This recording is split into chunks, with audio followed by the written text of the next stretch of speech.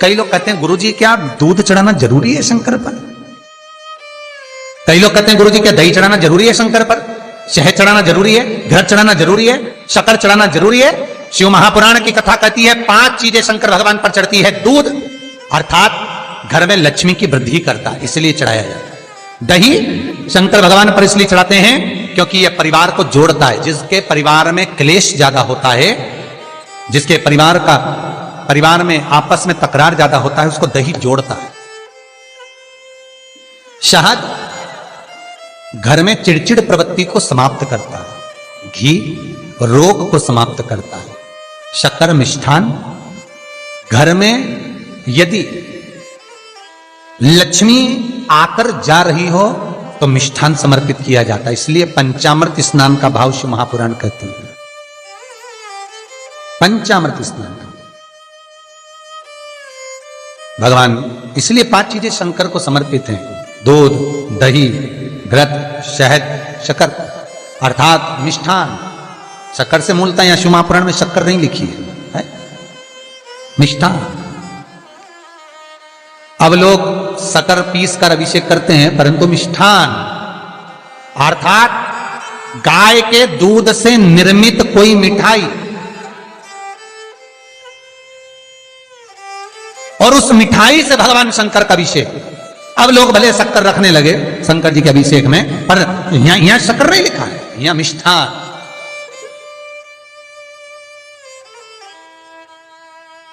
हमारे यहां सहज भाषा में कहते थे उसको खांड अर्थात मीठा।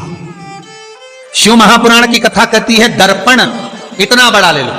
बंदर वाला अगर दर्पण वाली नहीं तो इतना बड़ा दर्पण लो, हनुमान जी के मंदिर में जाकर, क्योंकि हनुमान शंकर का ही अवतार है। हनुमान जी के मंदिर में जाकर हनुमान जी के उल्टे पांव का थोड़ा सा सिंदूर, चरण का थोड़ा सा सिंदूर एक कागज में लेकर आ जाइए। और हनुमान जी के छोटे भाई, हनुमान जी 6 भाई हैं, उसमें गतिमान, हनुमान जी के छोटे भाई गतिमान का नाम लो और गतिमान का नाम लेकर उस दर्पण पर सिंदूर से त्रिशूल बना दो। सिंदूर से त्रिशूल बनाकर उस दर्पण को घर के बाहर, दर्पण का मुख बाहर की ओर, ऐसे बाहर की ओर मुख कर कर दर्पण को घर के बाहर या दरवाजे पर, बिल्डिंग पर, ऊपर जाली में, फ्रंट में कहीं पर भी उसको लगा दीजिए। महाराज केवल शंकर का स्मरण कर कर गतिमान का नाम लेकर हनुमान के उल्टे पांव का सिंदूर का त्रिशूल बनाकर जो दर्पण को लगा देता है, आपको 1 महीने के अंदर अंतर मालूम पड़ जाएगा कि पिछले जो महीने निकले हैं उस महीने का अंदाजा लगाना कि घर में लोग कितने बीमार पड़ते थे और इस दर्पण को लगाने के बाद बीमारी कम हुई कि नहीं हो कम तो ठंडा कर देना, क्या जा रहा है, पर करके जरूर देखना। विश्वास रखकर करोगे, भगवान शिव का अनुमोदन कर कर भगवान शंकर पर विश्वास रखकर करोगे तो बीमारी घेर नहीं सकती। अकाल मृत्यु हो मरे जो काम करे चंडाल का, काल उसका क्या बिगाड़े जो भक्त हो महाकाल का। शंकर की आराधना करने वाला, शिव का स्मरण करने वाला, शिव का निवेदन करने वाला, शिव अर्चना में डूबने वाला, शिव का अनुमोदन करने वाला कभी दुखी नहीं हो सकता। तो शिव महापुराण की कथा कहती है शंकर को जितना जल प्रिय नहीं, शंकर को जितना बेल प्रिय नहीं, शंकर को जितना शमी प्रिय नहीं, शंकर को जितना दूध दही प्रिय नहीं, शंकर को अगर कुछ प्रिय है तो सत्य प्रिय है। सत्यम शिवम सुंदर। इसीलिए हमारे यहां शास्त्र कहता है ब्रह्मा जी केतकी के फूल को लेकर आए, उसने झूठ बोला। ब्रह्मा जी गाय को लेकर आए, शंकर भगवान के सम्मुख में झूठ बोला। ब्रह्मा स्वयं झूठ बोले तो सिर कटा। कर्मनाशा नदी प्रकट हुई। और शिव महापुराण की कथा कहती है शंकर को सत्य प्रिय है, अगर झूठ बोला है। इसीलिए शिव महापुराण का स्पष्टीकरण किया जाए, वर्णन किया जाए तो पहले के समय में अदालत नहीं होती थी, पहले के समय में पंचायत नहीं हो सकती थी, पहले के समय में कोई सभाएं नहीं होती थी, पहले के समय में कोई निर्णायक मंडल नहीं होता था, पहले के समय में केवल एक निर्णय होता था। गांव के लोग ले जाकर शंकर के मंदिर में खड़ा कर देते थे और कहते थे उठा गंगा जली, और कहते तूने ऐसा नहीं किया। गंगा जली उठाकर कह दे कि तूने ऐसा नहीं करा। क्यों गंगा जली उठवाते थे? क्योंकि लोगों ने शिव महापुराण सुन रखी थी। शिव महापुराण में श्री वेद व्यास जी वर्णन करते हैं कि शंकर के मंदिर में, शंकर के ओटले पर, शंकर के मंदिर के अंदर, शिव की चौखट पर, शंकर के अनुमोदन में, शिव महापुराण के अंतर्गत शंकर के अनुमोदन में शिव मंदिर में, शिव चौखट पर अगर कोई भूल से भी झूठ बोल देता है तो उसकी जिंदगी नरक जैसी निकलती है महाराज। इसीलिए कहते तो उठा गंगा जली और कह दे तूने ऐसा नहीं उठा, बोल दे। आपके भी जीवन में अगर किसी को कष्ट है, फिर निवेदन करूंगा, मंदिर में अगरबत्ती भले मत लगाओ, मंदिर में दीप भले मत जलाओ, मंदिर में पेड़ा भले मत चढ़ाओ। अगर आपके मोहल्ले में, आपके पड़ोस में, आपके परिवार में, आपके नजदीक में अगर कोई दुखी है, कष्ट में है, उसको यदि प्रेम की वाणी भी बोल ली है, एक रोटी भी प्रेम की खिला दी, किसी के चेहरे पर इस्माइल ला दी, तो मंदिर में दिया जलाने के बराबर है साहब। मंदिर में दीप जलाने के लिए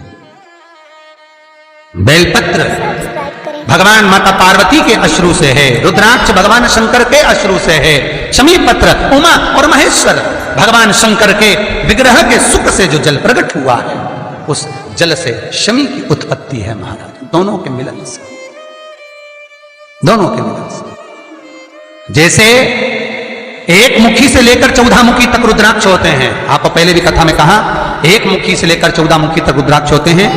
सभी रुद्राक्ष का अपना अपना एक मंत्र होता है, अपनी अपनी एक साधना होती है जिसके अनुसार रुद्राक्ष काम करता है। एक मुखी रुद्राक्ष लक्ष्मी की वृद्धि के लिए होता है। कभी मौका मिले तो एक मुखी रुद्राक्ष का दर्शन करना। पर एक मुखी रुद्राक्ष जितना छोटे से छोटा होता है, जितना छोटे से छोटा होता है, उतना सुख दे। एक मुखी रुद्राक्ष लक्ष्मी की वृद्धि के लिए होता है, कार्य सिद्धि के लिए होता है। कोई भिखारी से भिखारी, गरीबड़े से गरीबड़ा भी अगर धारण कर ले, उसके घर में एक मुखी रुद्राक्ष अगर प्रवेश कर जाए तो सुख का अनुभव करा देता है, संपदा का अनुभव कराता है, सरस्वती का भाव प्रकट करता है, वैभव का भाव देता है।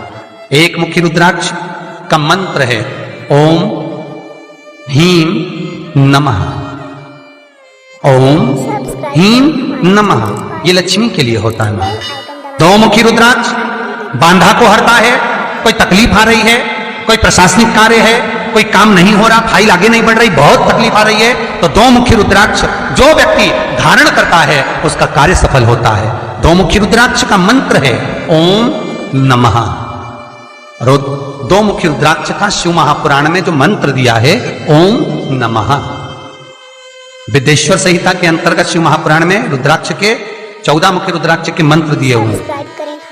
आप शिव महापुराण नहीं पढ़ सकते तो मंत्र लिख लें। दो मुखी रुद्राक्ष का मंत्र है ओम नमः। तीन मुखी रुद्राक्ष विद्या प्राप्ति के लिए होता है। कैसा भी अनपढ़ से अनपढ़ व्यक्ति हो, जिसको विद्या में रुचि ना हो, पढ़ ही नहीं पा रहा हो, चित्त वृत्ति ही ना लग रही हो, मन ही ना लग रहा हो, परसेंट कम से कम होते जा रहे हो, तीन मुखी रुद्राक्ष उस बच्चे के गले में लाल धागे में डाल दीजिए। नहीं डाल सकते तो बच्चे के कमरे में जहां वो पढ़ता है, विद्याध्ययन करता है, उसके कमरे में लगा दीजिए। तीन मुखी रुद्राक्ष का मंत्र है ओम क्लीं नमः, ओम क्लीं नमः। ये तीन मुखी रुद्राक्ष का मंत्र है। इन मंत्र को कैसे सिद्ध करना है वो आपको 14 मुखी के रुद्राक्ष के पूर्ण होने पर वर्णन करते हैं। तीन मुखी रुद्राक्ष का वर्णन है ओम क्लीं नमः। चार मुखी रुद्राक्ष खोई हुई वस्तु को प्रदान कर देता है महाराज। यदि कोई वस्तु आपकी खो गई है, कोई सामान आपका रखा गया नहीं मिल रहा, चार मुखी रुद्राक्ष को एक चावल की कटोरी में, अक्षत की कटोरी में घर के केंद्र बिंदु में रख दीजिए महाराज। चार मुखी रुद्राक्ष 2 रात्रि तक रखा रहेगा। तीसरी रात्रि को खोई हुई वस्तु आपके घर में कहीं पर भी प्राप्त हो जाएगी, पर होगी, मालूम पड़ जाएगा कि वस्तु यहां है।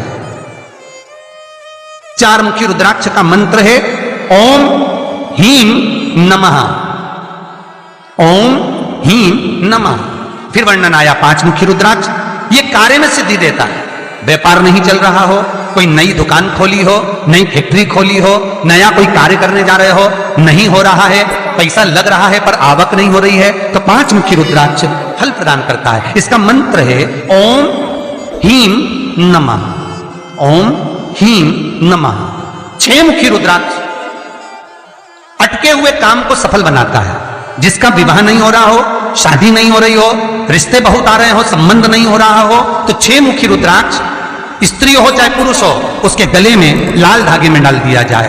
6 मुखी रुद्राक्ष का मंत्र है ओम ह्रीं हूं नमः, ओम ह्रीं हूं नमः। ये 6 मुखी रुद्राक्ष का मंत्र है। 7 मुखी रुद्राक्ष श्री शिवाय नमस्तुभ्यं। श्री शिवाय नमस्तुभ्यं।